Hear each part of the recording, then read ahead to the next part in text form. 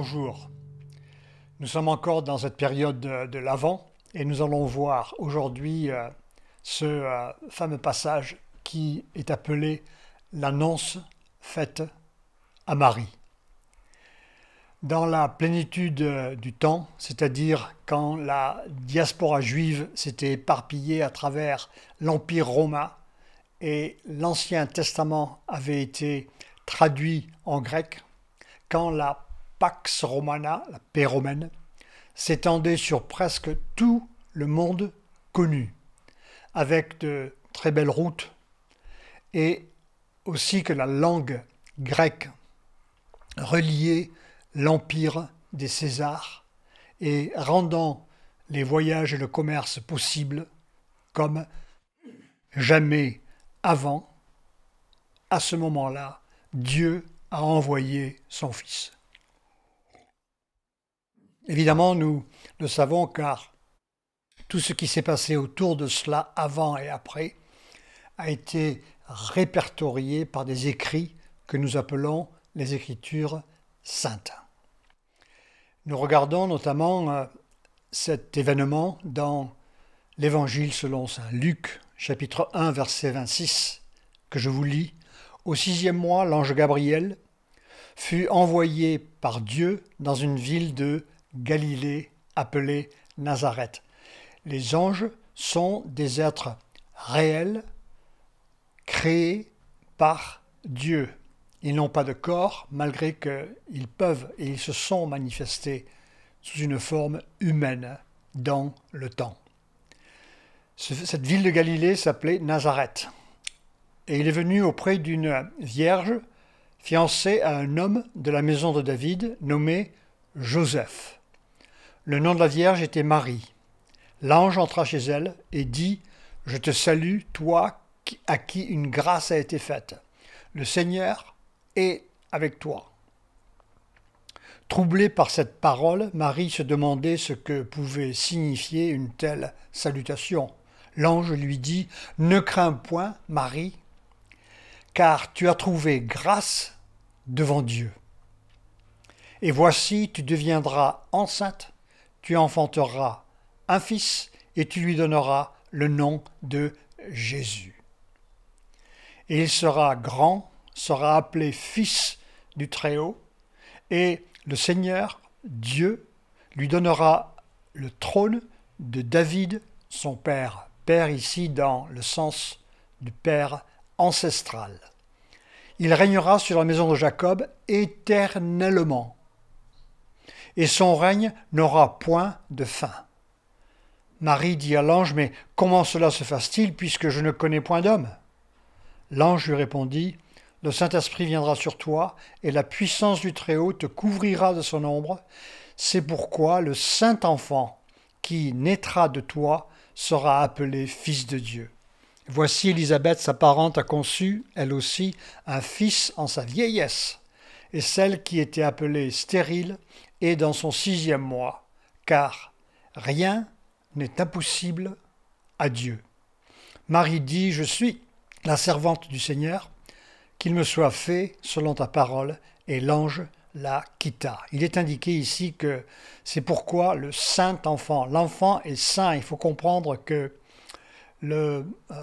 depuis qu'Adam a fauté, tous les hommes ont hérité de la nature pécheresse, viciée en termes de culpabilité et de peine depuis Adam. Mais ici, il est indiqué que l'enfant est saint, en grec hagios. Jésus a une nature divine, mais ici, il prend une nature humaine. La nature humaine qu'il prend, ce n'est pas une nature viciée, parce qu'il est saint. C'est un unique. Et donc, il n'est pas affecté dans sa nature humaine par le péché originel. Après une longue attente, dans un pays occupé, un clergé extrêmement corrompu et des conditions économiques, sociales désastreuses, l'annonce de la venue d'un Messie, Jésus, est une grande surprise et constitue un miracle qui va ouvrir la porte, il s'attendait à une grande délivrance. Jésus signifie Yahweh et salut. En hébreu, Yeshua. Le nom de Josué aussi était Yeshua. Alors ce nom prophétique est lié à la mission divine que Jésus va avoir. Il vient sur terre pour sauver les hommes. Dieu se plaît à prouver qu'il est notre sauveur aussi en intervenant dans nos vies de tous les jours.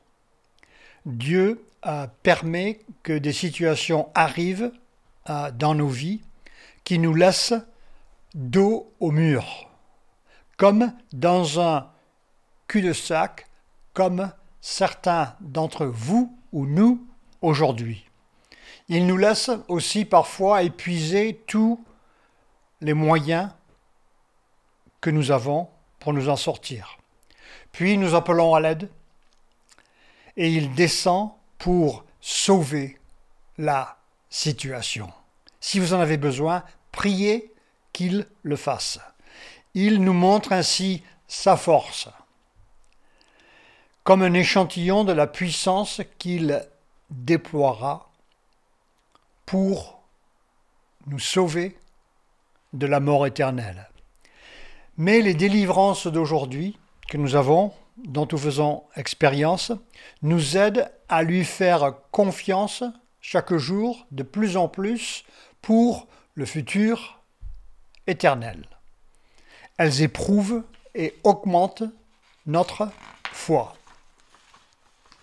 Alors, nous allons voir ici le texte qui explique ensuite la visite de Marie chez sa cousine Élisabeth, qui est la mère de Jean-Baptiste. Ceci dans Luc 1, 39. Dans ce même temps, Marie se leva, s'en alla en hâte vers les montagnes. Dans une ville de Juda, elle entra dans la maison de Zacharie et salua Élisabeth. Dès qu'Élisabeth entendit la salutation de Marie, son enfant tressaillit dans son sein, et elle fut remplie du Saint-Esprit. Elle s'écria d'une voix forte, « Tu es bénie entre les femmes, et le fruit de ton sein est béni. Comment m'est-il accordé que la mère de mon Seigneur vienne auprès de moi? Car voici, aussitôt que la voix de ta salutation a frappé mon oreille, l'enfant a tressailli d'allégresse dans mon sein. Heureuse celle qui a cru, parce que les choses qui lui ont été dites de la part du Seigneur auront leur accomplissement. » Il est intéressant de voir qu'ici, il faut s'accrocher à ce que Dieu nous a dit, comme Marie et Élisabeth s'étaient accrochés. Dans Luc 1,45, il est indiqué que Élisabeth affirme par l'Esprit de Dieu en prophétisant que Marie est enceinte. C'est une révélation divine qu'elle a. Et que l'enfant est le Seigneur. Imaginez-vous cela, l'enfant que tu as est le Seigneur. Cette révélation prophétique a pour but de confirmer à Marie ce que l'ange Gabriel lui a dit auparavant. Au sujet de l'enfant, il est toujours bon de demander une confirmation à Dieu de ce qu'il nous semble, il nous est communiqué. Il y a ensuite ce chant de Marie, parce que Marie, elle répond. Ce chant s'appelle en latin le Magnificat, un chant très connu. Marie dit « Mon âme exalte le Seigneur, mon esprit se réjouit en Dieu, mon Sauveur, parce qu'il a jeté les yeux sur la bassesse de sa servante. Car voici désormais toutes les générations me diront bienheureuse, parce que le Tout-Puissant a fait pour moi de grandes choses. Son nom est saint, et sa miséricorde s'étend d'âge en âge sur ceux qui le craignent. Il a déployé la force de son bras, il a dispersé ceux qui avaient dans le cœur des pensées orgueilleuses. Il a renversé les puissants de leur trône. Il a élevé les humbles. Il a rassasié de biens les affamés. Il a renvoyé les riches avides. Il a secouru Israël, son serviteur. Il s'est souvenu de sa miséricorde, comme il avait dit à nos pères envers Abraham, sa postérité pour toujours. Ainsi Marie demeura avec Élisabeth environ 3 mois, puis elle retourna chez elle. Comme il est bon pour les personnes qui ont les mêmes intérêts, les mêmes propos, les mêmes desseins divins et les intérêts dans le royaume de Dieu, de passer du temps ensemble pour être édifiés, fortifiés et encouragés. Alors ici, Marie, à l'inverse du matériel, du mental, de l'émotionnel ou du social, elle se réjouit spirituellement. Et cela est toujours possible. David trouvait sa force, il est indiqué, dans le Seigneur, dans les moments difficiles. Paul nous dit de prier dans l'esprit. Le psautier affirme « La joie du Seigneur est ma force ». Si nous sommes ignorants de cette recherche de Dieu, pour avoir une paix et une joie spirituelle, nous serons toujours embrigadés par les circonstances de la vie matérielle et ne trouverons pas la joie que le Seigneur souhaite que nous ayons. Marie affirme que son esprit se réjouit en Dieu. Marie indique « mon Sauveur ». Ensuite, Marie est une personne humble, comme indiqué par les termes « la bassesse de sa servante, élever les humbles, ceux qui le craignent ». Il est indiqué que Dieu vient nous sauver, car en fait, nos péchés nous ont rendus coupables de condamnation. Il faut comprendre que l'un va avec l'autre, ils sont inséparables. Le salaire du péché, c'est la mort. Mais la croyance en Jésus nous donne la vie éternelle. Et cela est un don gratuit. Alors ainsi, Marie, dans son humilité, reconnaît qu'elle a besoin d'un sauveur elle-même. Parce qu'évidemment, il est sous-entendu qu'elle a péché aussi. Elle admet son besoin d'être sauvée, car elle dit « Dieu, mon sauveur ». Elle est un exemple pour nous. Elle dit « Tu nourris de bien les affamés, ceux qui ont soif de la parole ». Cette expression fait allusion à la manne donnée au peuple affamé dans le désert. Cette manne est spirituelle. Aujourd'hui, et pour Marie, elle satisfait l'âme. L'homme ne vit pas de pain seulement, mais de chaque parole qui vient de la bouche de Dieu. Abraham, Jacob et David sont mentionnés pour être certains d'identifier le lien ancestral qu'ils ont avec Jésus. La venue de Jésus a été prophétisée dans l'histoire maintes fois, comme par exemple dans Ésaïe chapitre 9, où il est indiqué « Un enfant nous est né, un fils nous est donné, la domination reposera sur son épaule, on l'appellera admirable, conseiller, Dieu tout-puissant, Père éternel, prince de paix, donné à l'empire de l'accroissement et une paix sans fin au trône de David et à son royaume. L'affermir et le soutenir par le droit et par la justice. dès maintenant et à toujours. Voilà ce que fera le zèle de l'Éternel des armées. Dieu déploie la force de son bras. J'aime bien serrer la main de certaines personnes qui sont très fortes pour voir quelle est la force qu'ils ont. Et j'avais assis à côté de moi un pilier, un rugbyman du Biarritz Olympique. J'étais à Biarritz et c'était un garçon qui venait des îles. Alors je lui ai dit, écoute, est-ce que tu peux serrer la main ici? Et il me l'a serré. J'ai pas pu rester plus d'1 seconde parce qu'il avait une poigne absolument incroyable. Et c'est l'idée ici, c'est que cette poigne est irrésistible. Et le fait ici, c'est que tous ces événements sont dans sa poigne. Et parce que nous croyons en lui, il nous garde aussi dans sa poigne. Nos vies sont dans sa poigne, dans son bras. Dieu disperse ceux qui avaient des pensées orgueilleuses.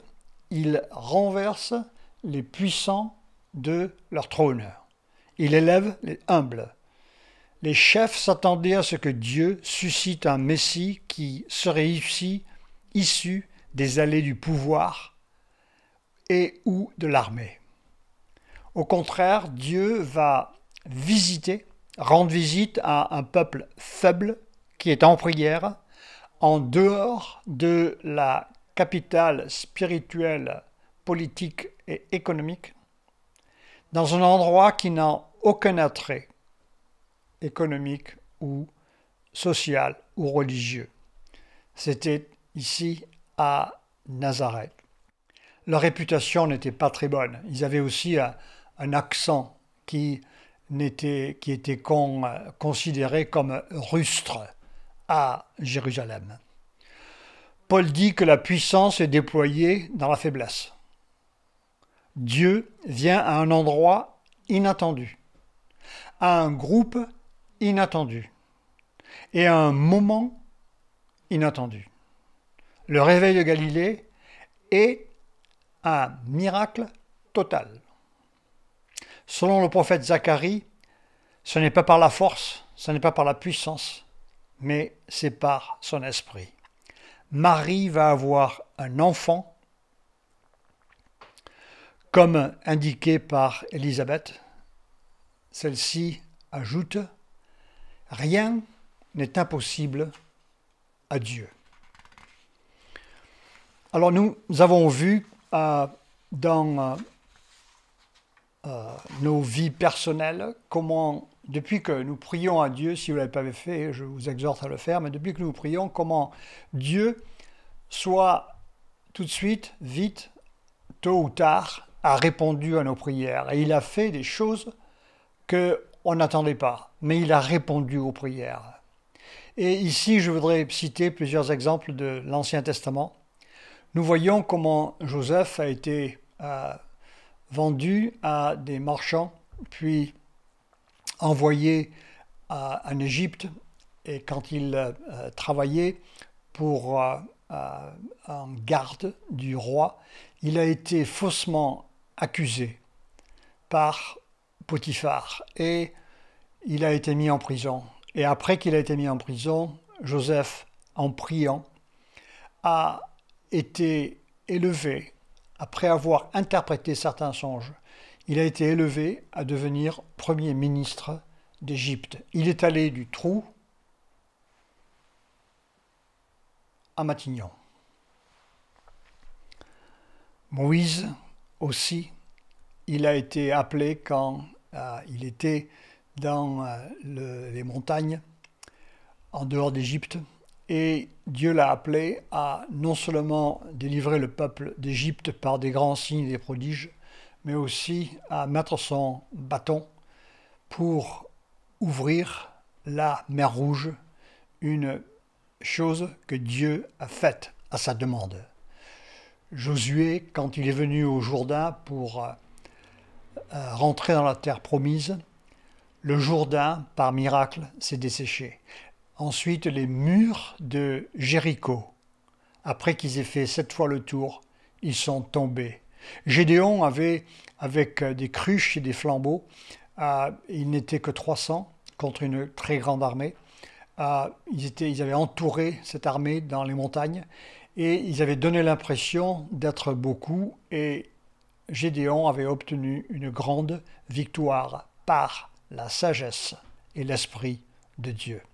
Ruth était une immigrante qui était revenue après que Naomi, sa maîtresse, l'avait ramenée, et elle était extrêmement humble, et elle priait, et il s'est trouvé que le prince de Boaz l'a demandé en mariage. Un miracle, une délivrance pour elle. Le prophète Élie avait relevé de la mort le fils de la veuve de Sarepta. Le temple de Jérusalem, alors qu'il était en ruine, a été rebâti avec et par le décret de Cyrus, de Médio-Perse. Il faut dire que c'était un miracle et qui avait été prophétisé par Ésaïe. Ensuite, on voit quand Jésus vient en Palestine plus tard que nombre de miracles prennent place, des milliers de gens recouvrent la vue, sont guéris, des paralytiques marchent, des aveugles voient, des morts sont ressuscités, des lépreux sont guéris. C'est un miracle. On voit aussi que Jésus change l'eau en vin, un miracle. Il multiplie les pains et les poissons, un autre miracle. Il le fait 2 fois. Et lui-même, il est persécuté pour avoir dit la vérité, mais annoncé fidèlement la parole. Et ensuite, il est cloué à une croix par des mains impies, alors qu'ils essayaient de le faire avec haine de toute leur force. En fait, ces impies travaillaient pour notre salut. Car par la crucifixion, il a pris nos fautes sur lui. Son sang a coulé pour pardonner nos péchés. Et ensuite, la puissance de Dieu a ressuscité Jésus d'entre les morts, et il s'est montré aux disciples. Alors, considérant ces faits, depuis l'Annonciation, cette annonce faite à Marie, ce miracle, et considérant la vie de Jésus ensuite, le contexte dans lequel il est venu, nous voyons comment toute cette mise en place providentielle avec, comme j'ai mentionné, ces routes qui étaient sur tout le territoire romain, aussi la langue grecque qui était là. Maintenant, les auteurs pouvaient écrire et faire circuler ces écrits. Dans toute cette mise en place, dans toute cette mise en scène, maintenant, Jésus est venu. Alors, considérant tous ces faits, Dieu nous invite aujourd'hui à embrasser cette bonne nouvelle. Changer la direction de nos vies, il veut nous donner la vie éternelle seulement par foi et par grâce. Nous n'avons rien à faire pour le mériter. On ne peut pas le mériter. Ce salut est gratuit. Nous devons nous repentir de nos fautes et dire oui, j'ai fauté. Et maintenant je m'engage à vivre une vie dans l'obéissance du Seigneur Jésus-Christ. Aujourd'hui est le jour du salut. Aujourd'hui est le jour pour recevoir ses bienfaits. Recevoir Jésus est meilleur que de recevoir n'importe quel cadeau que vous pourriez avoir sur la terre. Sa miséricorde vous attend et sa miséricorde peut-être vous atteint. car cette parole n'est pas loin aujourd'hui de vos oreilles. Si vous souhaitiez l'accepter, si vous ne l'avez pas fait, Dieu va prendre complètement charge de votre vie, car, comme Élisabeth a dit à Marie, rien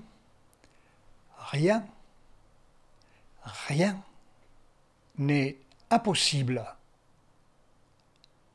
à Dieu. Que Dieu vous bénisse.